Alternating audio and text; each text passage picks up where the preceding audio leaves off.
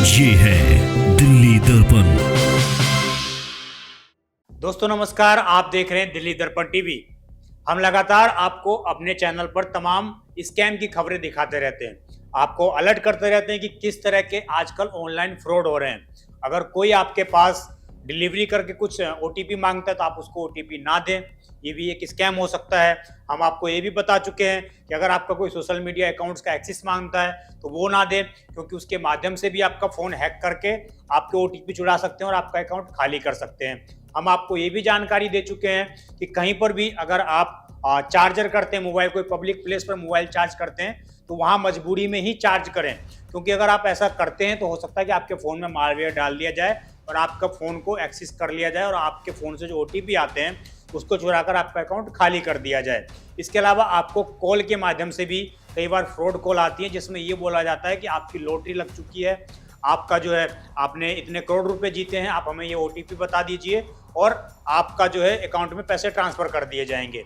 और ये भी एक स्कैम है। आपको ये भी पता है कि अगर कहीं से आपको कोई किसी अधिकारी के माध्यम से कॉल आता है और ये बोला जाता है कि मैं फलाने थाने से बोल रहा हूँ, आपके पास ये ओटीपी आया होगा, आप हमें बता दीजिए, तो आप तभी समझ जाते हैं कि ये एक स्कैमर का कॉल है। और अगर आप नहीं समझते हैं तो आप सबको इन सब चीज़ों से सचेत रहने की आवश्यकता है। परंतु आज मैं आपके सामने तमाम स्कैमों की चर्चा क्यों कर रहा हूँ, इसकी वजह यह है कि यूपीआई ने एक ट्वीट किया है जिसके माध्यम से यूपीआई ने एक नया स्कैम के बारे में लोगों को बताया है।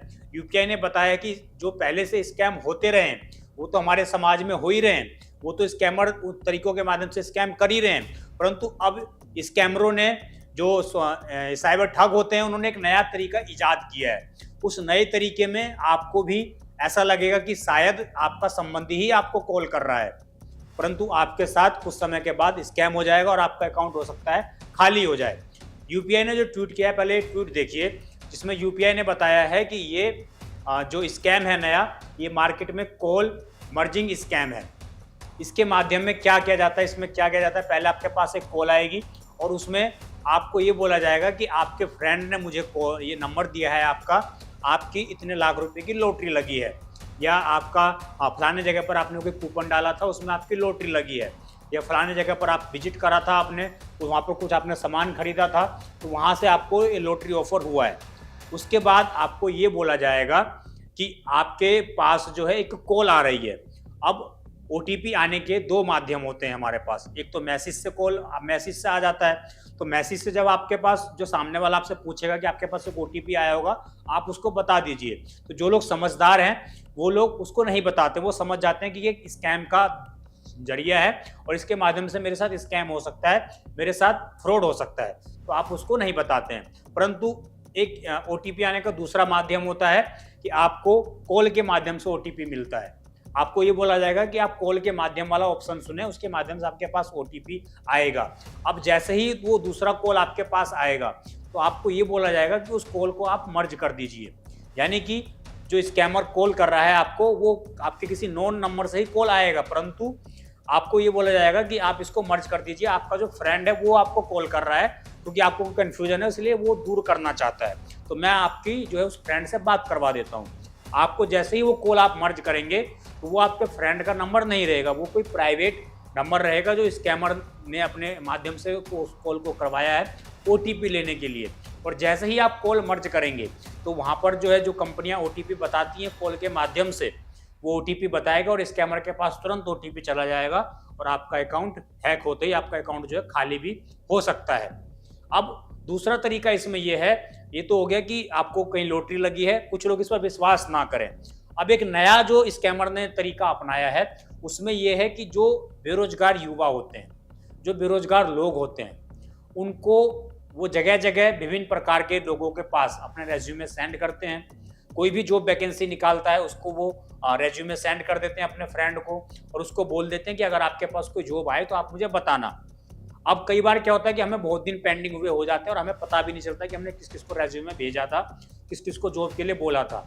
अब आप मान लीजिए कि आपने किसी को रेज्यूमे भेजा और आपने उसका नंबर भूल गए आप, परंतु किसी प्रकार से जो है अभी तक आप बेरोजगार हैं, आपकी कहीं जॉब नहीं लगी है।